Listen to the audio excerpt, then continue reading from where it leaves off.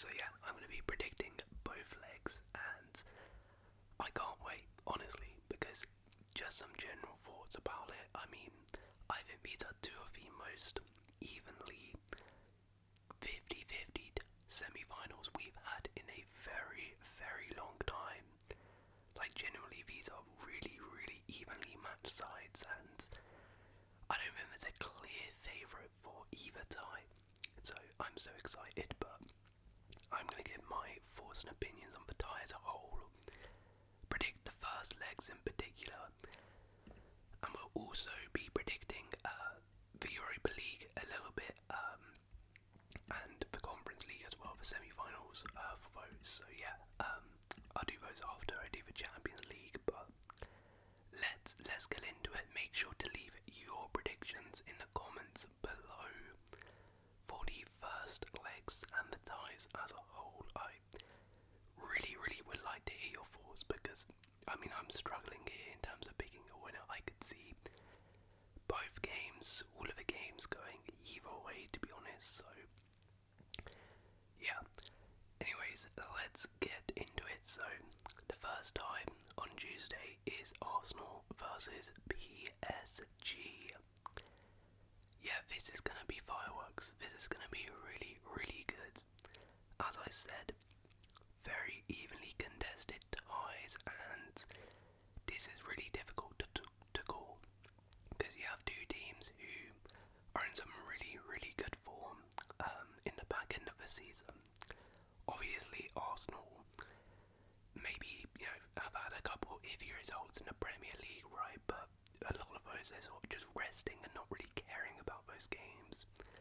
But in the Champions League, right, they've dismantled Real Madrid in very impressive fashion. And as much as Real Madrid were poor, you cannot ignore beating a team like Real Madrid, a club of that stature, so convincingly. It's a statement. And the way Arsenal played over the course of those two legs was absolutely unbelievable. If they can perform like that in this game, then yeah, they're going to have a great chance of progressing to the final.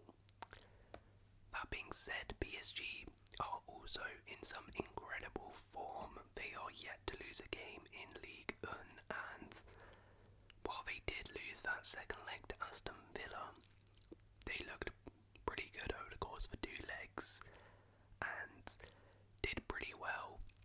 Had some adversity, of course, in that second leg, and maybe could have actually in the end gone to extra time there, but they, I thought, showed some real resolve and some character to actually get through that difficult patch they were suffering in that game, something which they haven't shown in previous years. It's pretty funny, because I feel like you can kind of say that on both teams here. Both teams in recent years have sort of been painted with the same brush of sort of bottle jobs, sort of nearly men, sort of collapsing in the big moments, right? Arsenal, mainly in the Premier League, right, have been labelled sort of these bottle jobs who can't get over the line, and PSG, more so in the Champions League, have been labelled the bottle jobs who can't get over the line, European-wise. But I think both these teams have proven so far this season that maybe they have overcome that in terms of where I think this game will be won or lost. For me, the wide areas is going to be such a good battle, because those are the areas where both teams have caused problems for all of their opponents so far in the Champions League, and that's where their biggest threats are. Arsenal, we all know Bukayo Saka's qualities, and we saw him over the course of the two legs against Real Madrid. It was absolutely incredible. Real Madrid really could not contain him. And then equally important, Gabriel Martinelli, who maybe hasn't been amazing in the last couple years, has had a really good Champions League campaign and was fantastic as well in that Real Madrid tie, and he's going to be really important. But then also the fullbacks, Timber and Miles Lewis-Skelly, the performance those two put in to lock down some of the best wingers in world football over 2 legs, not really give them a sniff, was incredible. But they're going to be up against a really difficult task yet again here, up against Kvaratskhelia, who is one of the best wingers in world football, and in the Champions League has been tearing up fullback after fullback. And then on the right hand side also you have Due, who again has been tearing up fullbacks, and we saw what he was like in that Villa game. And you've also got Ousmane Dembele to deal with as well, who might play on the wings. You got Barca, who could also come on, and then their fullbacks as well. PSG vitally important. Mendes and Hakimi both scored the goals against Villa. Mendes scored 2 goals over the course for 2 legs versus Villa, so in an attacking sense they're vitally important to PSG's success. But then even on a defensive aspect, Mendes absolutely brilliant defensively. We saw it against Liverpool. So for me, those are really the key battles, and I'm so intrigued to see, can Mendes lock down Saka similar to how he did to Salah? Is Saka going to get joy against Mendes? How are Arsenal going to deal with Mendes and Hakimi bombing forward? Can Timber and Lewis Kelly lock down Kavicha and Due and Dembele like they did with Vinny and Rodrigo? It's going to be fireworks, but I think that is going to be the biggest test in terms of who's going to win this.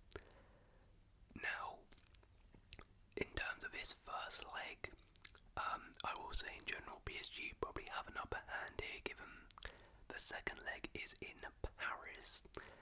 And I know PSG lost to Liverpool at home, but generally speaking PSG are very, very good at home in the Champions League. It is a fortress for them.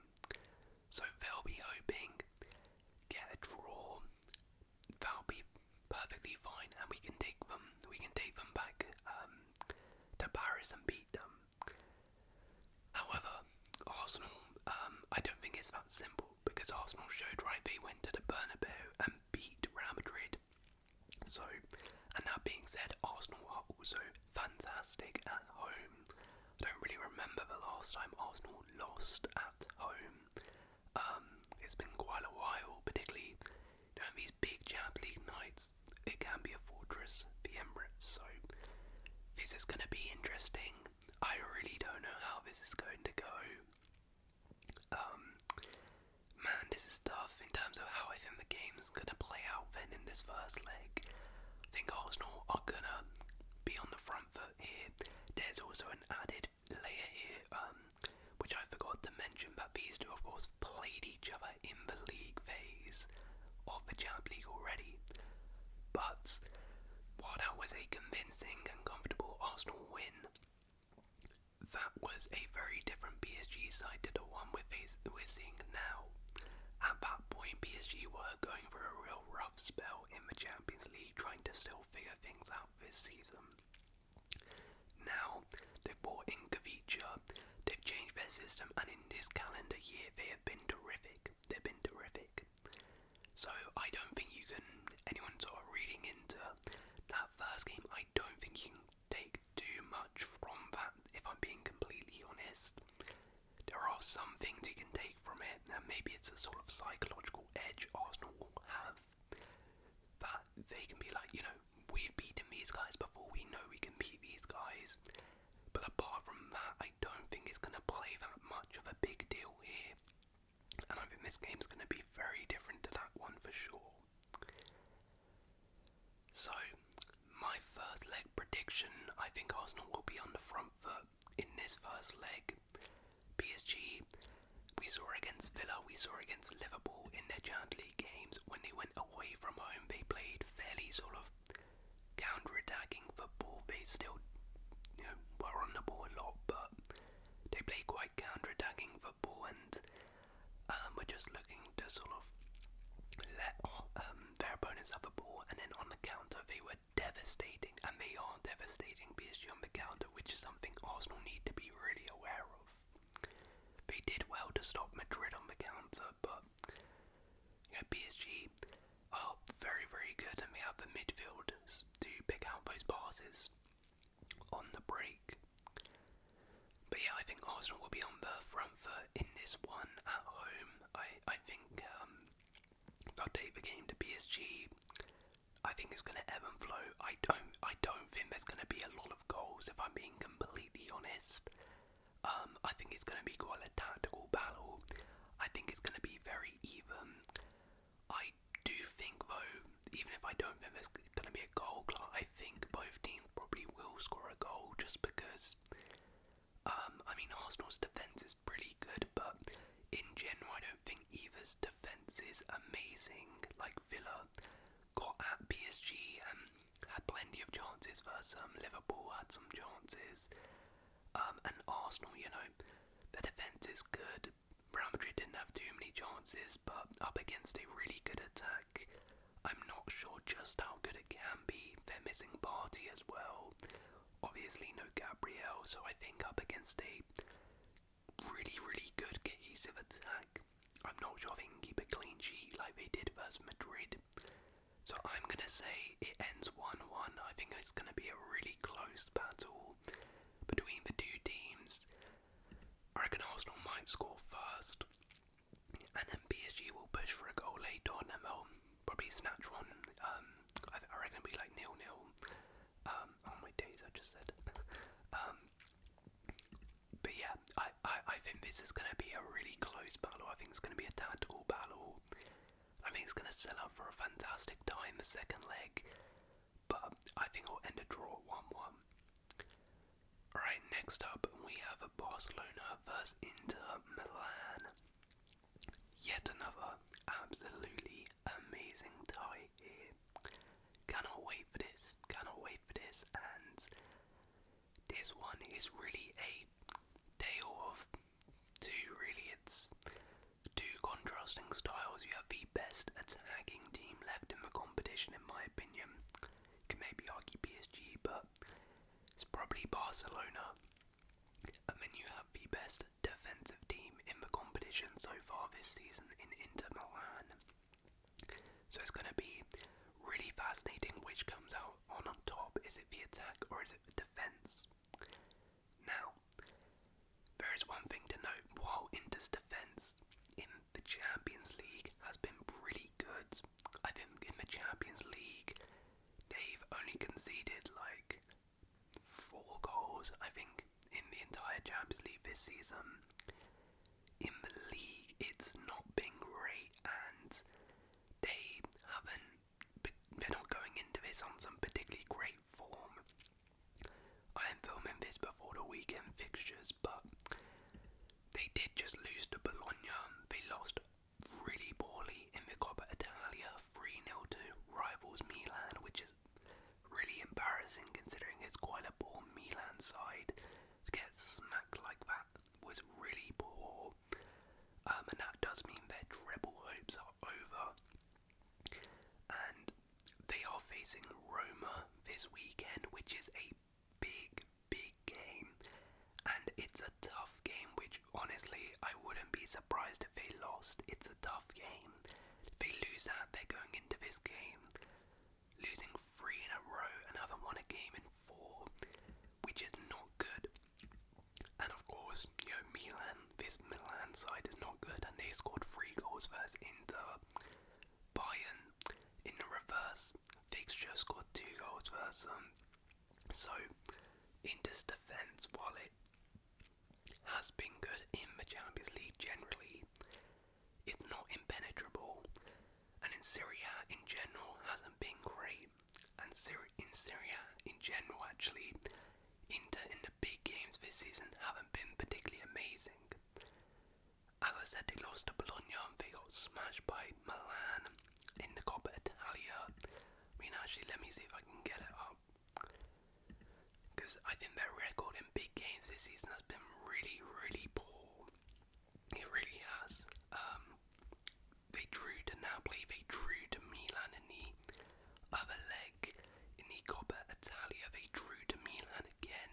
They lost to Juve. They did beat Lazio, but yeah, they lost to Milan in the Supercoppa. true to Juve, true to Napoli, so they really haven't done well in big games in Serie A this season. But, their performance in the Champions League has been very different, and we've seen with teams like Arsenal, for example, you can perform one way in the league, and you can perform one way in the Champions League. And in the Champions League, their defence has been amazing, and they have beaten big teams. They've beaten Arsenal in the league phase. They've beaten Bayern Munich over 2 legs. I think they went to the Etihad and they drew to Man City. Inter have the experience as well, which is going to be a big factor here. They're coming up against a Barca side who are very young, a very young team. This is for a lot of them. They got quarterfinals last season. This is for a lot of them the first semi-finals of the Champions League they'll ever play. This, for the most part, is pretty much the exact same team. This Inter team that got to the final 2 years ago against Manchester City. They have been in these situations so many times. Inzaghi in general, in knockout competitions, in knockout football, this Inter side are fantastic.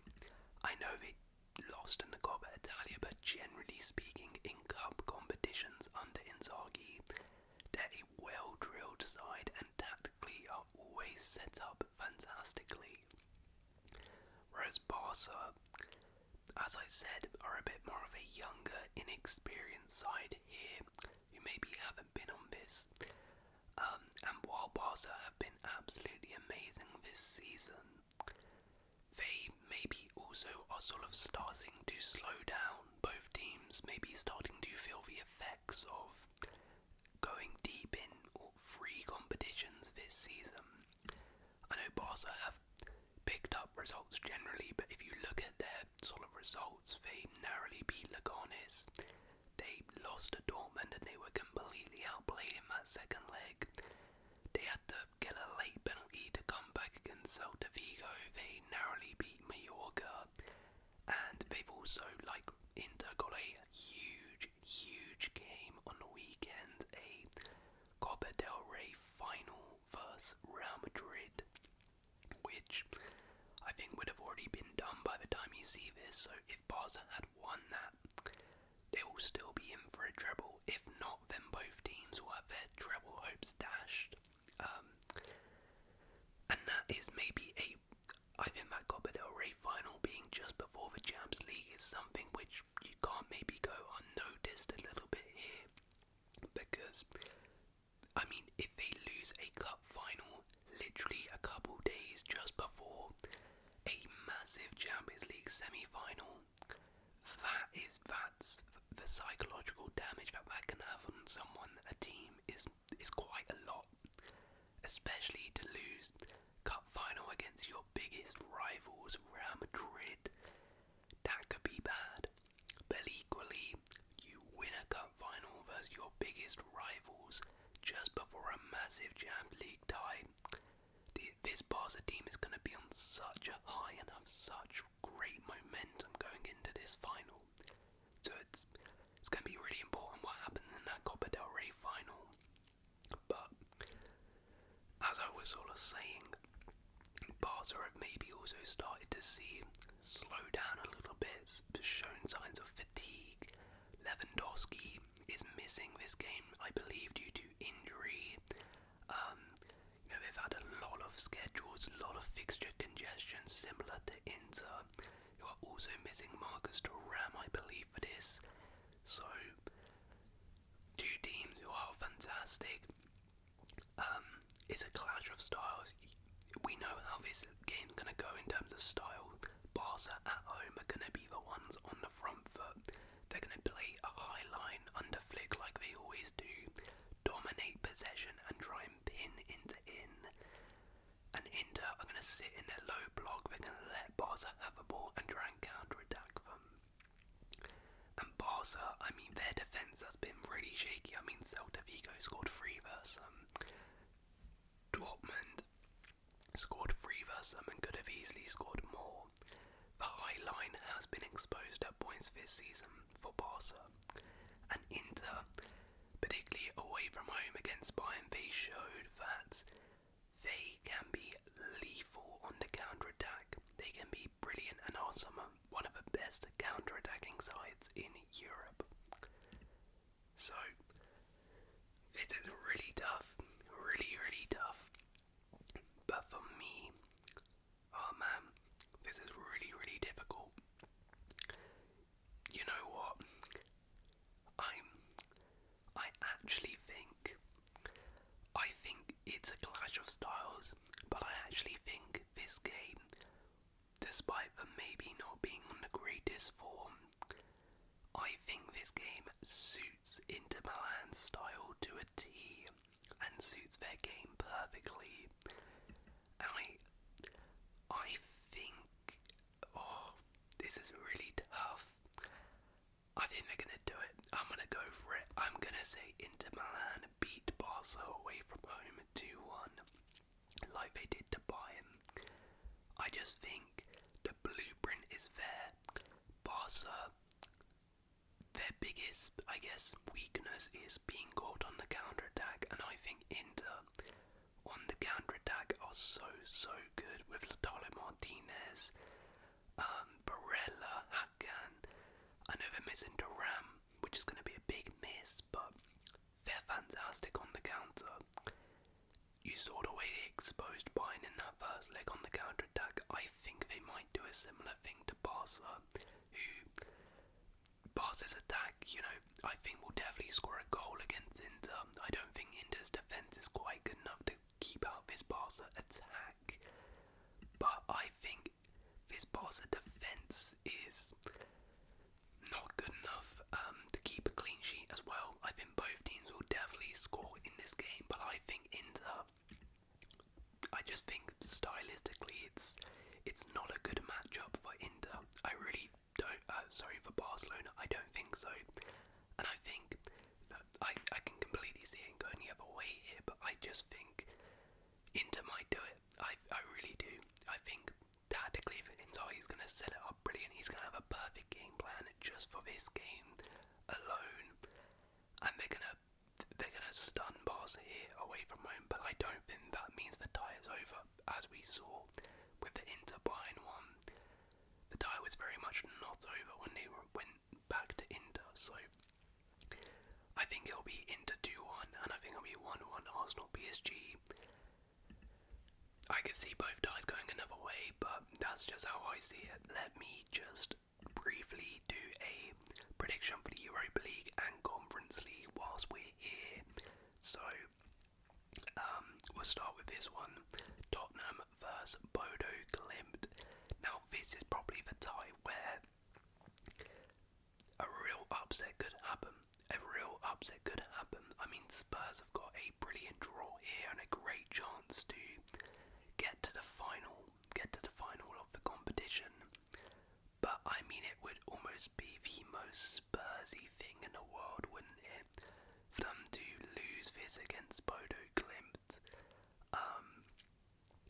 And I don't think Spurs fans should be overlooking Bodo Glimt here, because Bodo Glimt have been a real nuisance for teams. I mean, their performance over 2 legs versus Lazio was absolutely terrific.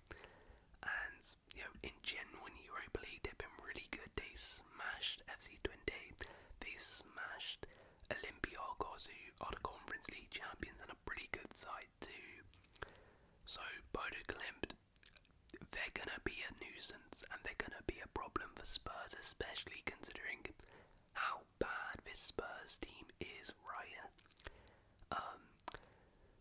Spurs were at home in the first leg, and I tell you what, they have to win this.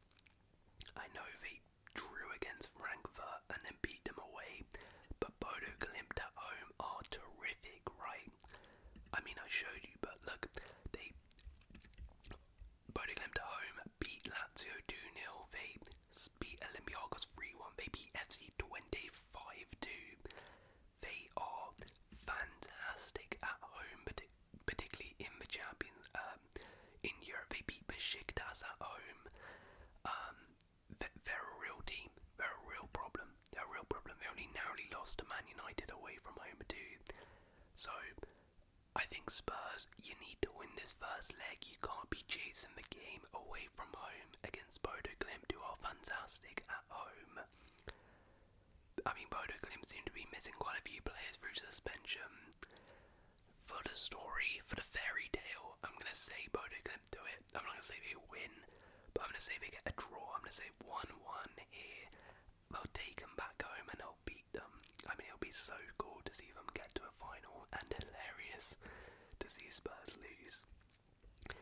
Okay, and Athletic Club vs Manchester United, a really, really good tie here. Bilbao have been in sensational form. In La Liga, having a fantastic season, and in Europa League have been really, really impressive. United, meanwhile, we all know the struggles they've had. They've been woeful, but somehow, someway, have just been finding a way to get past these teams in the Europa League. Now, Bilbao, I think, while they are definitely the better side, I think, I don't know, it's hard. It's really hard to judge this, because on paper, surely Bilbao are just going to ease past United, but United, for some reason, just have this juju where in the Europa League they can play as bad as they want, but they somehow get a win. And I think the second leg being at Old Trafford means that Bilbao have to win this. I think they have to win this home tie. Bilbao are very strong at home, and I feel like they're going to have to win this.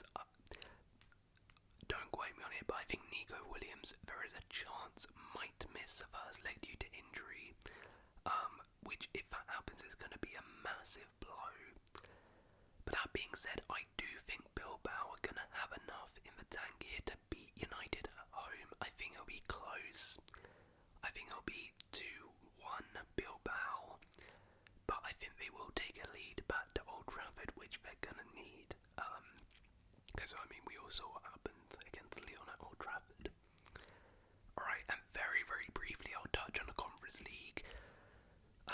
Yeah, I mean, we have to, I swear, if we don't win this, oh my word, Djurgården, I think they're Finnish, Swedish, something like that, Swedish, yeah.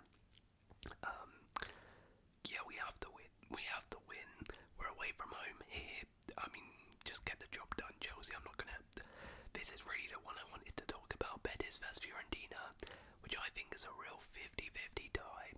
Two very evenly matched sides, in my opinion. Two teams having pretty good seasons in their respective leagues. This is going to be a fantastic tie.